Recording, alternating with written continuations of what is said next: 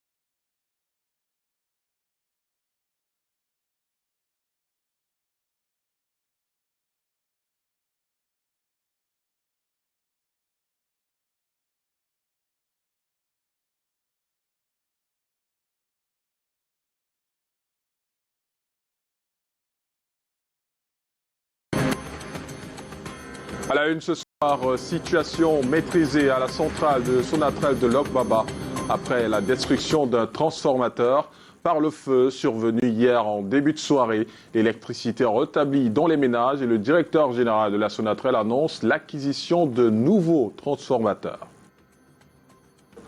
L'absence de guerre n'est pas synonyme de paix alors qu'on célèbre la journée mondiale de la paix. Le 19h50 recense quelques éléments qui laissent croire en la paix précaire au Cameroun. Et 50 éditeurs retirés du circuit de vente des manuels scolaires, annonce faite par le Conseil national d'agrément de manuels scolaires et matériel didactique qui les accuse d'introduire les manuels non agréés dans les listes officielles avec la complicité de certains chefs d'établissement. Voilà pour les titres.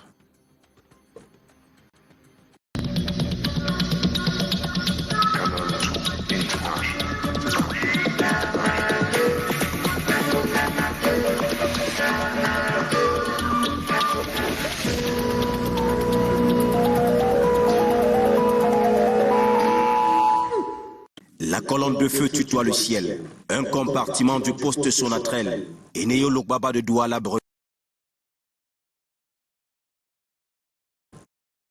Bonsoir, une fois de plus et toutes nos excuses pour ce léger retard à l'allumage. Une partie de la ville de Douala s'est retrouvée dans le noir hier en début de soirée. Le transformateur du poste la Sonatrach de Lok-Baba en feu est à l'origine de ce désagrément.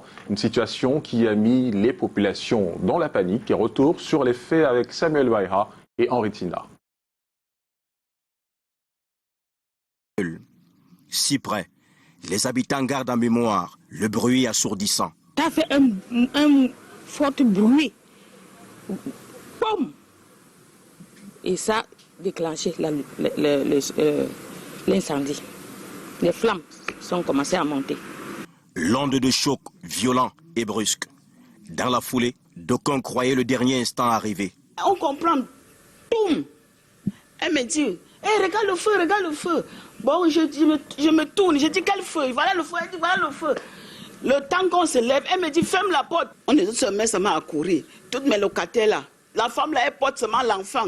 Nous tous, nous étions dehors. Le transformateur qui a explosé hier aux environs de 17h fume encore ce matin. D'après une source de la Sonatrach, il a été installé il y a plus de 30 ans. Un héritage de AES Sonel. Autour du transformateur endommagé, les sapeurs-pompiers s'activent pour éteindre les derniers foyers. Dans plusieurs quartiers de la cité économique, l'incendie a imposé le blackout. On a perdu l'électricité aux environs de 17h. Mais à partir de qu'on a perdu l'électricité, on était plus en bon état. Pour d'autres, au quartier Lok-Baba, la coupure électrique n'a duré que 7 heures de temps. Je suis revenu à partir de minuit. Je me suis réveillée, j'ai constaté qu'il y avait le courant. Au moment où nous quittions les lieux, Quelques responsables de la Sonatrel inspectaient le poste détruit par les flammes. Et après l'incendie qui a détruit le transformateur, le directeur général de la Sonatrel s'est rendu ce matin sur le site. Constat fait, Victor Mbemi annonce l'acquisition de nouveaux transformateurs. Je vous propose d'écouter le patron de la Société nationale de transport d'électricité au micro de Bertrand Thiassé.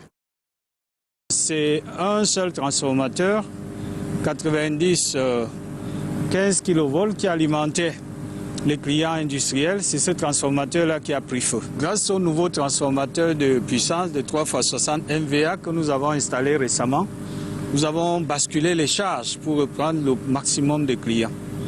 Et s'agissant de ce poste endommagé, je voudrais rassurer les populations de Douala de ce que nous avons acquis beaucoup de transformateurs, donc nous avons des transformateurs de réserve dans le système. Et très rapidement, cette semaine même, nous allons faire venir un autre transformateur de Yaoundé. À Son-Mélima, la découverte d'un corps sans vie alimente les débats. La dépouille retrouvée le 20 septembre dernier est celle d'un sans-abri de plus de 70 ans.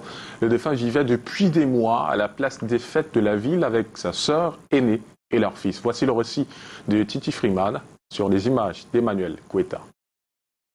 Il s'appelait Binjeme Ango. Sa dépouille est retrouvée en matinée du 20 septembre par les populations de Son-Mélima à la place des fêtes de la ville. Originaire de l'arrondissement de Lolodorf, dans l'océan, le défunt vivait depuis quelques mois, selon les témoignages, dans la rue avec sa sœur aînée, aveugle, et leur enfant handicapé moteur, fruit de leur relation incestueuse. La dame qui est assise à côté du corps, c'est une dame, elle ne voit pas et on nous a fait comprendre que c'était sa sœur. Et le monsieur qui est assis à côté d'eux, c'est toujours leur enfant. Et lui aussi, il est handicapé, il ne marche pas. Ça fait pratiquement 6 mois qu'ils se sont installés ici. Informés de la découverte macabre, les sapeurs-pompiers se sont rendus sur les lieux pour transporter le cadavre du septuagénaire à la morgue de l'hôpital de district de Son-Mélima. Dans l'actualité également, le cosmétique camerounais leader en Afrique centrale veut tutoyer le marché international, notamment la France et les États-Unis d'Amérique. Et pour avoir la certification, les acteurs de la filière se heurtent à la contrefaçon et la contrebande. Ils ont discuté avec les pouvoirs publics ce jour à Yaoundé pour déceler le potentiel qualité susceptible de stimuler la croissance économique. On voit cela avec Karel Mezatachouya et Serge Alain Zibou. Le cosmétique, beaucoup plus à l'éclat ces dernières semaines au Cameroun, est confronté à de nombreux défis. La qualité et la stabilité des produits en font partie. Qualité et stabilité qui se frottent aux difficultés comme la contrebande, la contrefaçon, l'accès à la certification. L'une des missions de l'agence de promotion de PME, c'est de soutenir la très petite entreprise dans cette certification-là. Une filière pourtant porteuse, susceptible d'huiler la croissance économique du pays. Sa position de leader en Afrique centrale le démontre à suffisance. Les acteurs du secteur veulent projeter leurs recettes et tutoyer pourquoi pas des marchés beaucoup plus fructueux à l'international. Les stratégies pour y parvenir, composées ce 21 septembre dans la capitale par la coalition pour l'assainissement de la filière cosmétique au Cameroun et les pouvoirs publics. Principal ingrédient, le recensement de fabricants de produits, distributeurs de matières premières esthétiques, en gros, toute la chaîne des métiers de la beauté. Nous voudrons, avec l'écoute que les pouvoirs publics ont envers notre organisation, soutenir les initiatives d'assainissement. Donc j'invite les autres acteurs de cette filière à rejoindre l'ANAPOC. Le Cameroun doit se faire construire maintenant à partir des petites et moyennes entreprises. Le secrétaire général du ministère du Commerce, qui préside les travaux au nom du chef de ce département ministériel, réitère le soutien du gouvernement. Elle indique par ailleurs ces différents acteurs à puiser dans nos richesses naturelles pour fabriquer des produits locaux. Ils doivent aussi profiter de la riche biodiversité camerounaise pour exploiter les essences camerounaises afin de mieux valoriser le Made in Cameroun. Également au menu des échanges, l'assainissement de ce secteur d'activité, une campagne de répression annoncée dans les tout prochains jours. Et la consommation des produits issus des 8 filières exonérées de taxes à l'importation, à savoir le cacao, le palmier à huile, le coton et l'aquaculture, devrait booster la pratique agricole, mais la maîtrise et la fixation des marchés, tout comme l'application industrielle des retenues impactent la production, d'où le besoin d'élaboration des stratégies opérationnelles. David Sandio, Thierry Nana pour plus de détails. Il faut revoir les stratégies de production et de consommation, le besoin de réduire l'importation sur les produits de l'aquaculture, le bois, le cacao, le palmier à huile, le manioc et le coton se fait ressentir. La mission que nous appelons ce matin dans sa stratégie opérationnelle vise à sensibiliser et collecter des informations auprès des acteurs du marché en vue de la maîtrise et de la fixation des marchés de produits et sous-produits phares des 8 filières de croissance retenues. La stratégie opérationnelle du Centre des réseaux des filières de croissance au Cameroun, ici, se met en œuvre. Nous produisons beaucoup, mais effectivement, lorsque nous regardons au niveau des chiffres, nous voyons que les sous-produits qui sont effectivement transformés localement et accèdent difficilement malgré la forte promotion que le gouvernement essaye de faire pour que ces produits trouvent une place dans le marché. Il faut produire ce que l'on consomme et consommer ce que nous produisons pour limiter l'importation. Le MINEMPAT entend opérationnaliser cette directive à travers un projet, un programme qui entend réduire les importations de 50% à travers 8 filières. La collecte de l'information en vue de l'exigence du marché par l'application de l'impôt substitution devient une exigence. Le centre de réseau, c'est une structure d'éveil qui permet véritablement de donner les indications sur les marchés, effectivement, et d'orienter effectivement les marchés vers l'import-substitution. Il faut donc éviter la faible valorisation des filières qui impacte notre économie. Et des produits alimentaires pour les réfugiés centrafricains. La cérémonie se passe dans la ville de Bertoua, dans la région de l'Est. Une action du programme des Nations Unies pour ces personnes qui se sont investies dans l'agriculture. On voit cela avec Roméo Tignan et Kizito Koumaï. À 7 km au nord de Bertoua, Sewele Antoinette vante son dur labeur, fruit d'une coopération avec le Programme alimentaire mondial sur la résilience agricole. 2 ans que sa coopérative bénéficie du soutien du programme onusien. Nous avions un magasin de stockage et une machine de transformation de tapioca auquel parlait du PAM et Assad qui nous ont offert ces machines, en plus un tricycle à l'appui. Si Antoinette aujourd'hui encadre un nombre important de réfugiés, Amadou Hamza, réfugié volontaire pour sa part, convié au cash transfert et réceptionne des denrées du PAM. Nous sommes sur le site des activités où le PAM, avec les autres agences, sont en train de mettre en œuvre des activités d'assistance alimentaire pour les couches les plus vulnérables. Mais comme vous le voyez derrière moi, il y a un lien avec des activités de relèvement et de résilience, de renforcement de la résilience pour assurer une autonomisation de ces groupes de bénéficiaires. Le contexte de cette mobilisation s'inscrit dans le cadre Nexus, un programme englobé de plusieurs composantes des Nations Unies. Le premier acteur dans le Nexus, c'est l'État, que ce soit au niveau national, régional ou local. Et au niveau des communes, qu'on appelle des zones de convergence, c'est le maire et l'exécutif communal qui ont la charge de s'assurer qu'on crée ces liens dans la commune. Près de 15 000 réfugiés bénéficiaires enregistrés à Mandjou. La Concré connaît certes une présence non négligeable de ces derniers et l'apport des organismes de l'ONU vivement salué. Et comme ces réfugiés centrafricains, Stéphane Kouamem rêve de paix. Il se balade dans les rues de Douala pour enseigner ses valeurs aux habitants. Dans cette action bénévole, il n'a qu'un rêve, voir tous les Camerounais vivre dans la paix. On voit cela avec Samuel Baïha. Toute sa vigueur, Stéphane Kouamen la livre pour la promotion de la paix. La promotion de la paix reste une valeur importante et capitale pour notre société.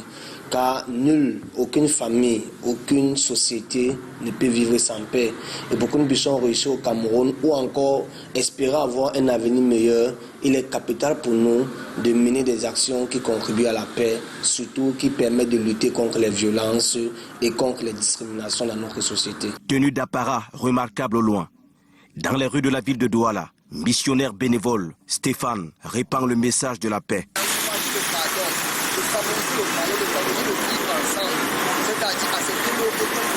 Des mots choisis pour renforcer la solidarité et battre en brèche les divisions. Un mérite qui lui a valu des récompenses. Il n'y a pas de francophone ou d'anglophone. Nous sommes un, et je le dis toujours, c'est le même sang qui coule dans nos veines. Et lorsque des personnes meurent ou encore que des personnes, les familles sont détruites, les familles sont tuées, c'est tout simplement parce que la valeur du pardon n'est pas prônée. C'est pourquoi nous allons vers ces personnes, nous les encourageons, nous investissons dans leur éducation, nous essayons de leur aider à se réintégrer dans la société. Des pas de paix pour un vécu désiré sans bruit des armes. Et Cameroun, pays de paix, l'expression revient dans de nombreuses conversations. Mais hormis la crise sécuritaire dans les régions du Nozo, la crise frontalière à l'est et les exactions de Boko Haram dans l'extrême nord, d'autres artifices sont mis ensemble pour ébranler la paix au Cameroun. Mais malgré tout, les idéaux de paix et de solidarité restent d'actualité. David Sandio et Calvin Teka. Qui veut la paix prépare la guerre. La petite phrase est souvent reprise pour expliquer le besoin ou la paix permanente. Le Cameroun reste un pays de paix. Nul doute que cette paix est fortement menacée ou ébranlée par les crises multiformes. Celle de Boko Haram dans l'extrême nord du Cameroun, certes, elle est de plus en plus réduite. La menace transfrontalière à l'est du Cameroun est l'équation bien difficile à résoudre dans les régions du nord-ouest et du sud-ouest. Ajoutez à cela de nombreuses revendications corporatistes qui créent de temps en temps des gorges chaudes. Il faut donc combattre sous plusieurs fronts pour maintenir le navire vers la direction contraire au vent. Avec une multitude de langues, d'ethnies, de religions, bref, un arsenal complet pour produire l'explosion, mais le Cameroun reste encore soudé et aux stratèges de laisser croire que c'est une poudrière ou encore un volcan endormi. La récente remontée du tribalisme, rapidement combattue, démontre la volonté de réduire à néant des éléments qui ne militent pas pour la paix. La crise dans le nord-ouest et le sud-ouest du Cameroun reste pour l'instant la partie sombre de ce tableau. Mais la volonté commune permettra que l'expression Cameroun pays de paix ne soit plus un vain mot. Et trois militaires camerounais qui se battent pour la paix, des armées démobilisées, sortis du poste de Nialbat, Andek et mis aux arrêts à la brigade de Bengui dans le communiqué du chef de division de la communication du ministère de la Défense. Le capitaine de vaisseau Cyril Latonfac, les 3 hommes de troupes aéroportées de Koutaba en violation des consignes s'en sont pris aux habitants du village Andek le 19 septembre. Le bilan regrettable de cet acte fait état de 2 dames civiles âgées respectivement de 47 et 49 ans tuées. Une information capitale pour les parents d'enfants souffrant de déficience auditive. Une campagne humanitaire de pose d'implants se déroule actuellement à l'hôpital général de Yaoundé. Les opérations de pose du dispositif électronique sont pratiquées afin d'aider les parents nés sourds à écouter toutes leurs oreilles. Janice Kamga. Immersion au cœur d'une chirurgie pointue, celle de l'oreille. Sous anesthésie générale dans ce bloc opératoire de l'hôpital général de Yaoundé, une fillette qui n'a jamais entendu le moindre son depuis sa naissance. Blessing, 2 ans et demi, se fait poser le dispositif électronique qui lui permettra enfin de communiquer. On leur implante à l'intérieur de leur cochlée, c'est-à-dire de leur oreille interne, un processus électronique qui s'appelle l'implant cochléaire et qui va permettre de restaurer l'audition et qui va leur permettre d'apprendre le langage par la suite. En réalité, c'est après l'intervention, soit un mois après environ, que la magie opère grâce à des réglages effectués progressivement sur le patient et une rééducation orthophonique. L'enfant doit porter un processeur externe qui va l'avoir autour de l'oreille et qui va lui permettre de capter les sons de l'extérieur. Et l'appareil qu'on a implanté au bloc opératoire va permettre de transmettre le son vers le cerveau. C'est grâce à cette technologie que la petite Ange peut désormais entendre et même sortir ses premiers sons. Juste à caresser cette idée, la maman de Blessing est euphorique. C'est Blessing.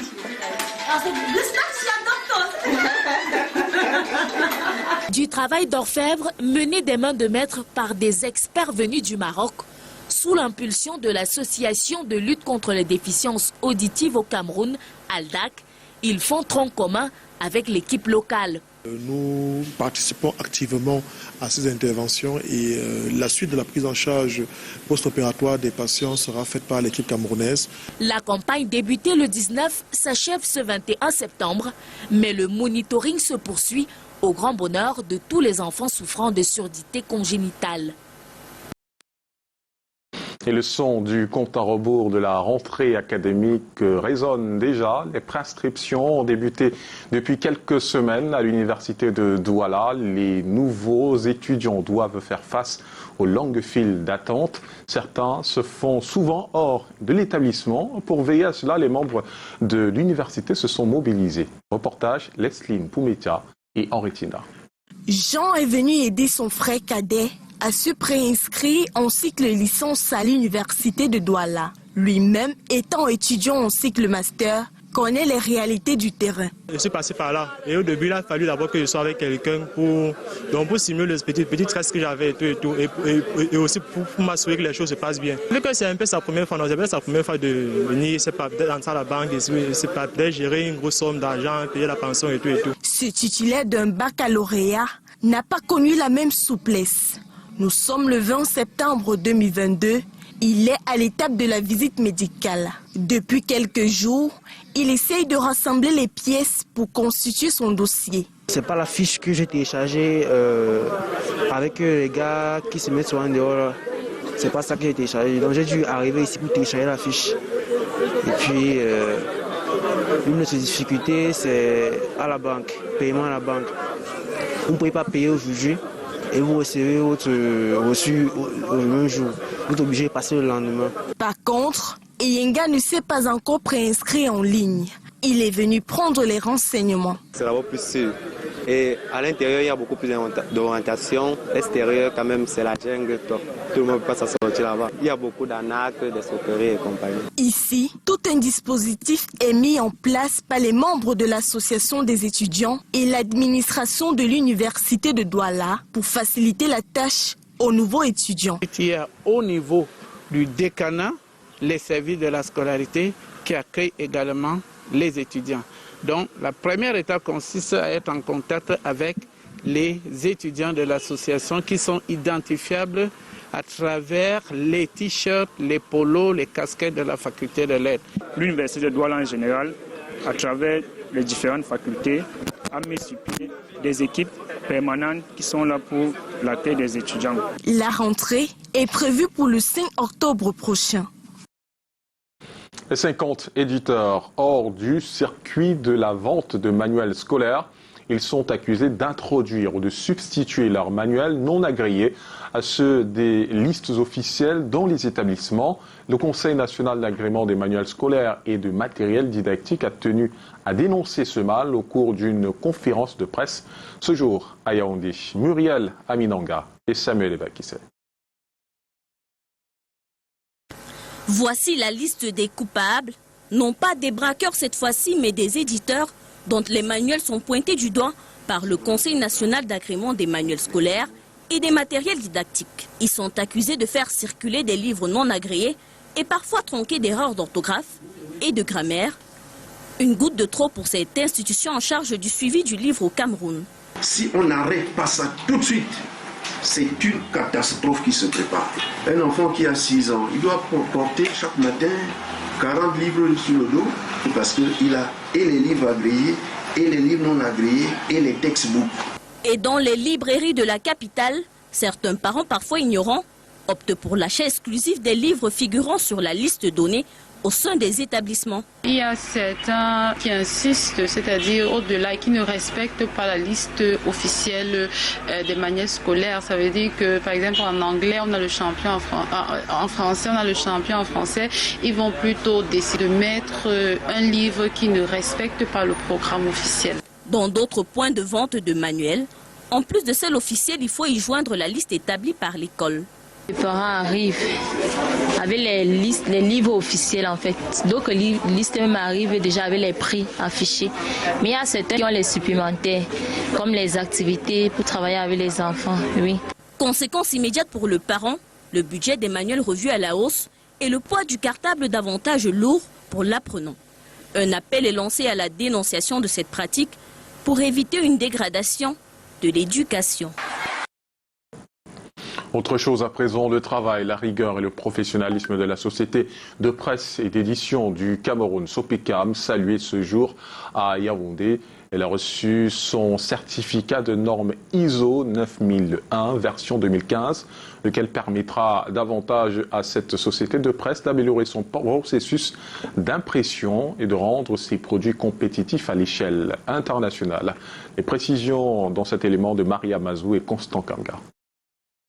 Il aura fallu 6 ans de travail acharné, de résistance, mais surtout de la détermination à la société de presse et d'édition du Cameroun, Sopecam, pour recevoir ce précieux sésame qui n'est autre que le certificat de norme ISO 9001. Remis en main propre ce 21 septembre 2022 au directeur de cette entreprise publique, il y a de quoi être fier. C'est depuis 2016 que nous nous battons pour obtenir cette certification.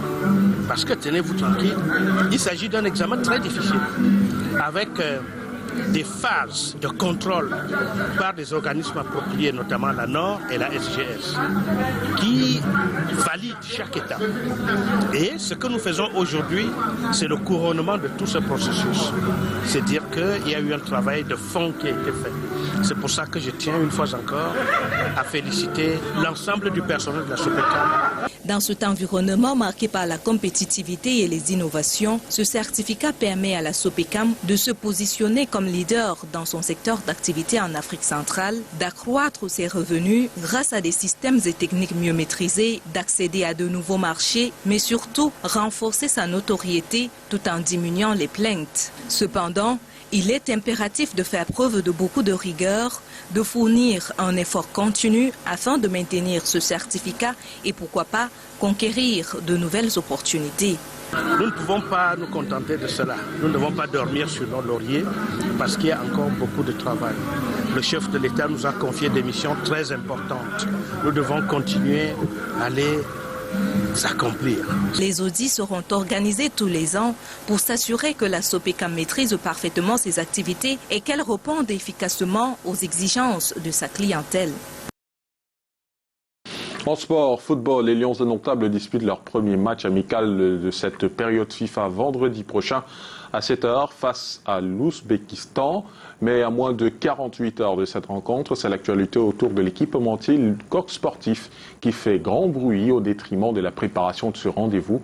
Hier, le chef du département de la communication de la FECAFOOT a relancé les débats en affirmant que les Lions allaient encore porter des tuniques de son ex-équipementier français à la grande surprise de tous.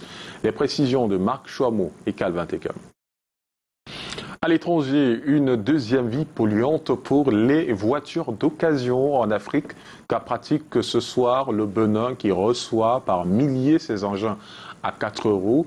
Au Sénégal, le maire de Dakar condamné à 2 ans de prison. Escalmonde, Lille Piediou et Calvin Tecam.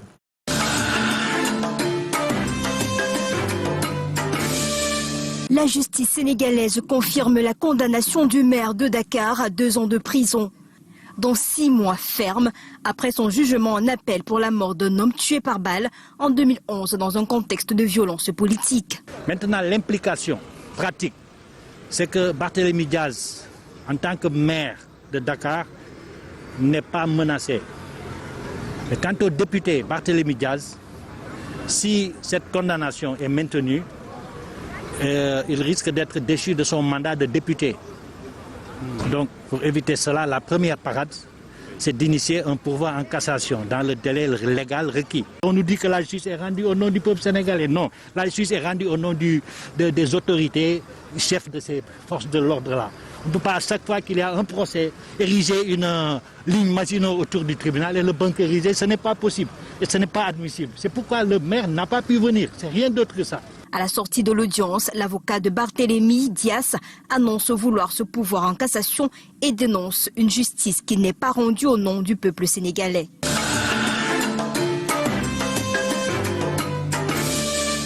Au Bénin, comme dans une grande partie de l'Afrique, les voitures d'occasion sont un gros business.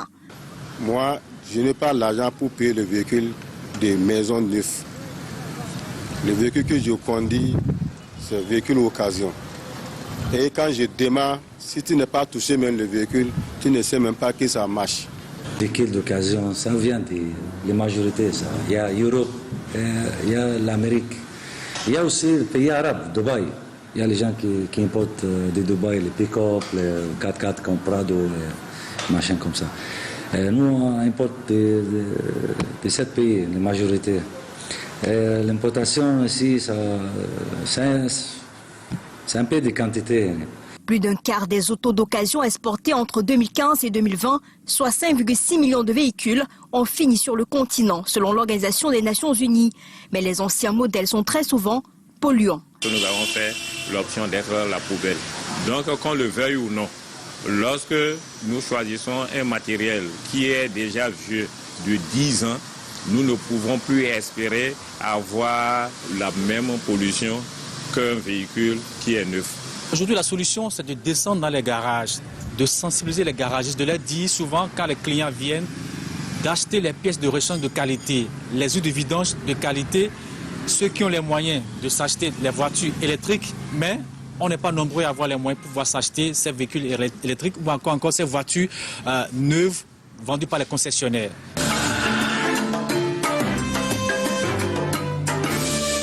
Budget, emploi, retraite, Elisabeth Borne s'entretient à Matignon avec les présidents de groupes parlementaires, conformément à sa nouvelle méthode de concertation pour tenter de déminer une session qui s'annonce musclée, le gouvernement ne disposant que d'une majorité relative à l'Assemblée. Nous avons été élus pour agir et non pas pour procrastiner. Donc moi ce que j'ai dit, comme nous l'avons dit d'ailleurs à Fontainebleau avec Édouard Philippe, c'est que quel que soit le véhicule, nous serons au rendez-vous de la réforme. Et que sur ce texte comme sur d'autres, eh bien, nous jouerons la solidarité de la majorité. Il y a une attente des Françaises et des Français par rapport à cette question des retraites. On l'a vu que c'était un débat dans la présidentielle, dans les législatives. Et de vouloir passer comme ça, en catimini, de manière un petit peu, voilà, en évitant le débat, c'est bien sûr totalement inacceptable.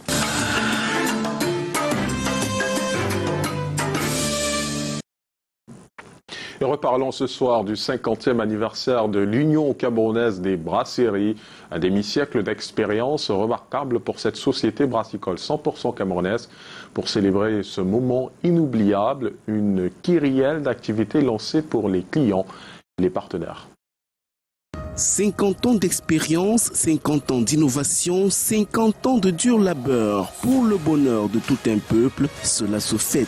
Le jubilé d'or de l'Union camerounaise des brasseries UCB est officiellement lancé ce 14 septembre 2022 à Douala par le directeur général en présence de nombreux hommes de médias et partenaires.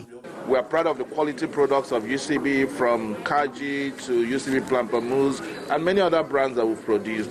Again, we're also proud of our employees who have been part of this journey in the last 50 years. 50 years anniversary celebration is like fuel in us to even do better, to go the next 50 years. Au travers de la campagne Race Your Glass, UCB se dit fier de lever son verre avec tous les compatriotes, clients et partenaires qui ont fait partie de cette exaltante aventure durant 50 ans. Plusieurs campagnes seront lancées à l'occasion pour que la fête soit belle pour tous. Pour les clients, je pense que ils en sont conscients. Depuis que nous avons lancé cette promotion, leur chiffre d'affaires a doublé, voire triplé. Nous avons également lancé un challenge sur la Coupe du Monde au Qatar. Le secteur de l'éducation et du showbiz sont également concernés par cette célébration, entre autres. Nous avons plusieurs activités à venir, entre autres notre activité phare Quality Back to School qui a commencé déjà depuis un moment. Nous allons envoyer 10 étudiants méritants pour continuer les études dans les universités, les plus grandes universités de la place. Nous avons des grands concerts en vue, beaucoup de surprises pour nos consommateurs. Locomotive d'un ensemble de 10 entités, UCB compte faire les choses en grand. Nous parlons aujourd'hui de l'entreprise qui a lancé tout cela. Nous marchons sur les épaules d'un géant, le fondateur dont on a parlé, Fouatoula Kadji de Fosso, de regretter mémoire, qui a en 1972 lancé cette entreprise qui aujourd'hui, encore une fois, je le répète, est le fleuron du groupe Kadji. Créé en 1972 par Fouatoula Kadji de Fosso, UCB ambitionne de devenir leader dans son secteur d'activité au Cameroun et en Afrique. Et c'est la fin de ce journal. Merci de votre fidélité à Canal 2 International. Restez connectés sur les programmes de Canal 2. Je vous retrouve demain, même lieu, même heure, 19h50. Bonsoir.